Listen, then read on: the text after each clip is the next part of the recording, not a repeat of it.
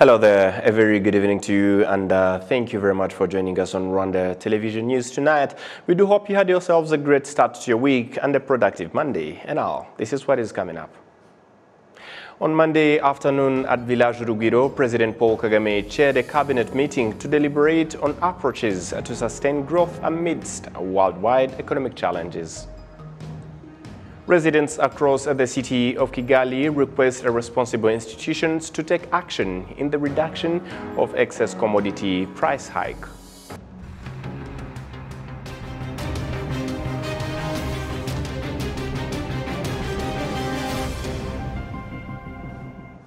A very good evening to you, and many thanks for joining us. I'm glad to have your company tonight, coming to you straight from the heart of Africa, Kigali. My name is Sam Kalisa.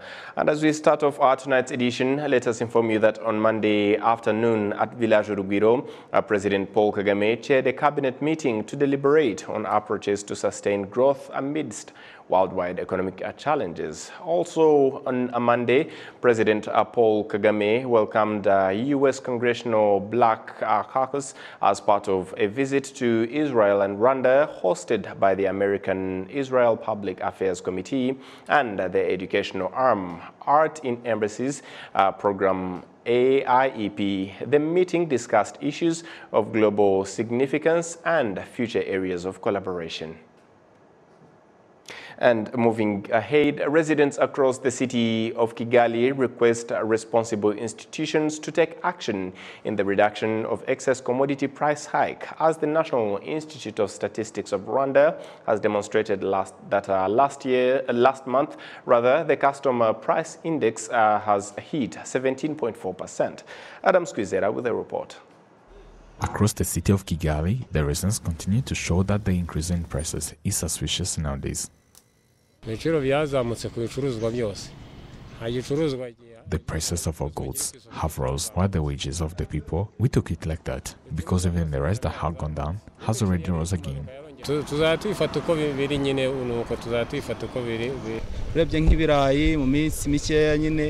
Black potatoes had dropped down recently, but they rise again. The fuel also the same. I don't know if this will always be the case. As such, our leaders should do something to address this issue.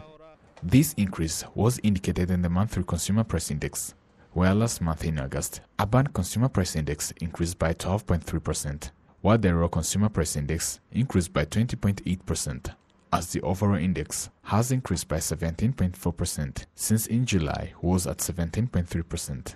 For this case, the residents requested the responsible authorities to take action, hence to cope up with this issue. Like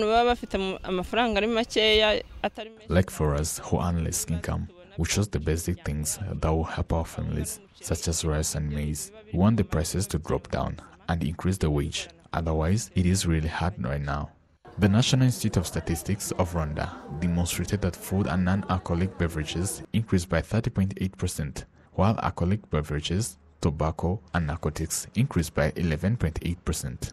The governor of the Central Bank of Rwanda, John Rwangombwa, recently announced that the price reduction can be achieved.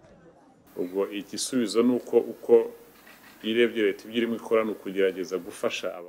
solution is that if you look at what the government is doing, where it gives farmers the ability to grow crops that are not dependent only on the weather, it is seen as a long-term solution. Because when we look at the numbers and find that the season will go well, we believe in it.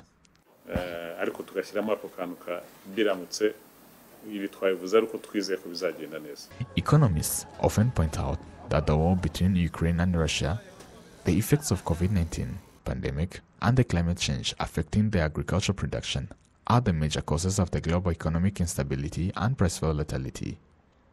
Adam Squizera, RTV News. To education matters, students at the University of Rwanda Nyarugenge campus noted that studying while being accommodated outside the university campus burdens them and affects their studies. Uwamariya Epifani and Nachirutimana Angelique are both students at the University of Rwanda Nyarugenge campus. Uwamariya came to Kigali to study from Ruhango, while Nachirutimana came from Nyagatare. Uwamariya Epifani rents a house for 30,000 in Kimisagara, while her mate rents a house of 40,000 in Midyogo. ubushobozi bwo nyine nicyo kibazo cyane noneho duhura nacyo handi. Affordability is the problem that we face, where the student may sleep without eating for the only reason of trying to get the house rent fees.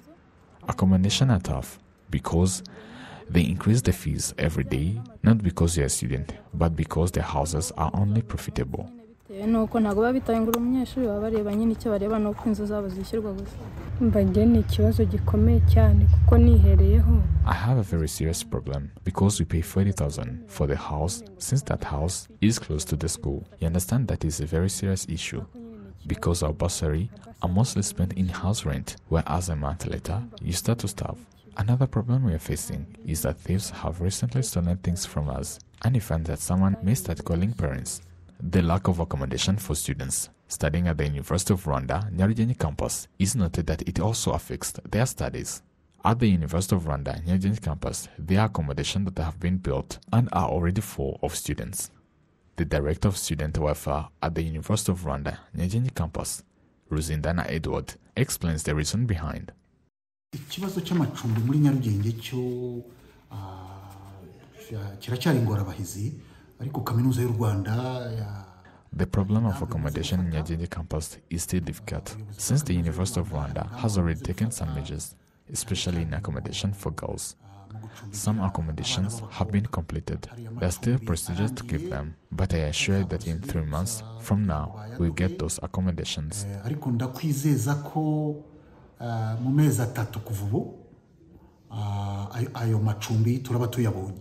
This academic year, 3,104 students applied for accommodations at the University of Rwanda Nyarugenge campus, where the university has the capacity to accommodate 540 students, who are equal to 10% of the students of this university, where 80% of them are girls. Currently, those accommodating at the university pay 50,000 for 10 months, which is 5,000 per month, while those staying outside pay rent between 30,000 and 50,000 per month. Adam Squizera, RwandaTV News.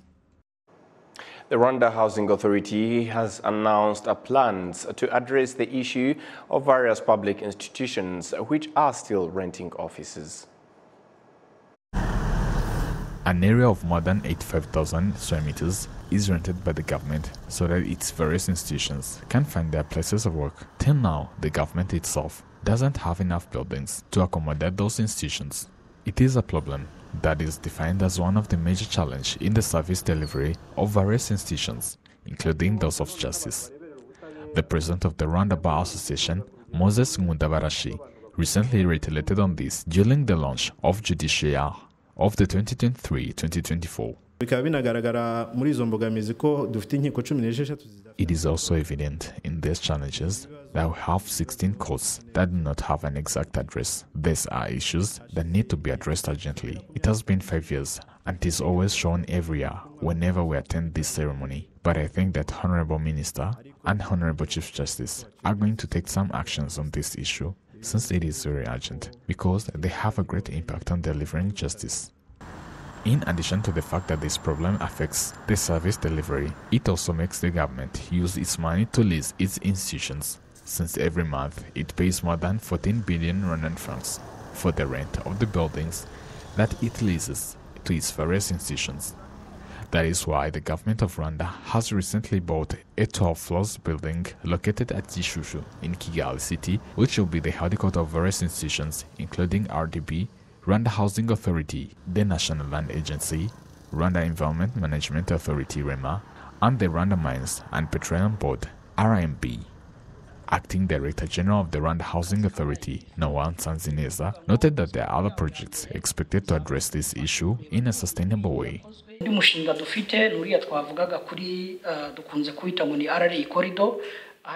Another project we have is what we often call RRA Corridor. They are at Chimihura, where there used to be the headquarters of NIDA, RRA, and Minafate. We will build new houses that will generate up to 50,000 square meters, which will also help us to reduce the amount of land we rent. There are 2 more houses planned for construction. There is an Equity Bank building, and the government has decided that we will take 50% of it, and we will also get 10,000 square meters when it is completed. There are also discussions that we are having with RSSB about the house that will be built there at former French Cultural Center. When all those projects are completed in Kigali, we no longer have to rent. So I think that in maybe less than 7 years, the rental issues will be all solved. Rwanda Housing Authority also noted that after the completion of all projects, there will be a free space whenever there is a new government institution established or the international institutions that may come to operate in Rwanda. Currently, 95% of the land leased by the government is in Kigali city, while the rest is in the 4 provinces of Rwanda. Adams Kwizera, RTV News. As the rainy season begins, residents in high-risk zones in the city of Kigali have once again been urged to relocate urgently to prevent from encountering disasters that may arise from the forecasted heavy downpours. We do have the details. Some of the residents who rent houses in high-risk zones say they settle in such areas because that's all they can afford. Some of the house owners say that they have started implementing safety and standard measures. Houses in safe places are very expensive, for example, near the main road, which is why we decided to stay in those risky zones. I encourage my neighbors to dig waterways and cover them. The set measure is 10 meters, and mine is already done. I'm left with covering it. The city of Kigali housing statistics show that 85% of the 3,131 evacuee families are renters, while 15% of the households are homeowners who have to be relocated. In Kicukiro district, 140 renting households need to be relocated, while other families will be helped to relocate and construct their own houses. In Kicukiro district, we are remained with 107 households as some were relocated in May. Renters have been sensitized since August and they have been given a 1-month deadline to relocate. For the case of house owners who have no means, they will be assisted to relocate. We are currently assessing how those who were registered can be helped to construct new houses, but in the meantime, help them to rent at least for 3 months. In May 2023, over 100 people lost lives due to disasters, and more than 300 billion Rwandan francs is needed to repair the damages. The Director General of Surveillance and Preparedness in the Ministry of Emergency Management, Christine Niyetwambaza, once again encouraged Rwandans to be careful and proactive, especially in such heavy rainy seasons. We are entering the rainy season that could affect us in so many ways. We have many storages around the country and we're counting if it is enough to support the country in case of disasters. In line with the current budget, we are currently stable and ready. Statistics from the Ministry of Emergency Management indicate that 7,961 disasters occurred in the last 5 years, claiming 1,209 lives. Both the ministry and the city of Kigali have continued sensitization to urge people who reside in high-risk zones to take appropriate protective measures against the forecasted heavy rains. Moving ahead, on a sad note, President Paul Kagame has paid a tribute to late Senator William Hidendeza, who passed away on September 3rd due to illness. In a message delivered by a minister in the office of the President, Judith Wizeye, during a ceremony to bid farewell to the late senator on September 11th, President Paul Kagame expressed his sadness upon hearing the news of the senator's passing. The President and First Lady conveyed their heartfelt condolences to Hidendeza's wife, children, and the entire family.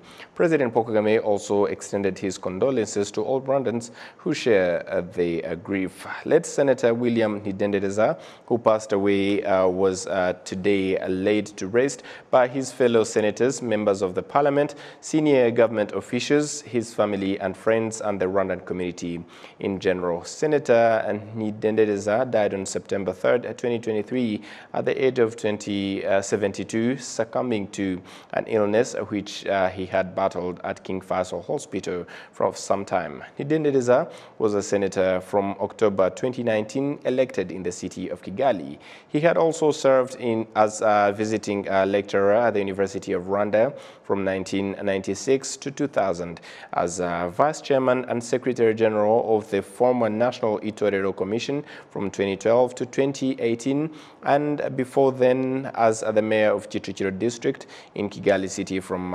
2006 to 2008. The Senate President Kalinda stated that Rwanda has lost a talented leader who has a lot of insight, commitment, showed a high level of knowledge based on the experience he gained from the positions he held in various national institutions, which allowed him to give good and constructive ideas that helped to provide a solution to important issues. Mourners held a requiem mass at St. Peter's Parish before laying the body at of the late Ndenderiza in the Rusororo Cemetery in Gasabo District. Late Senator William Ndenderiza is bereaved by 2 children and a spouse.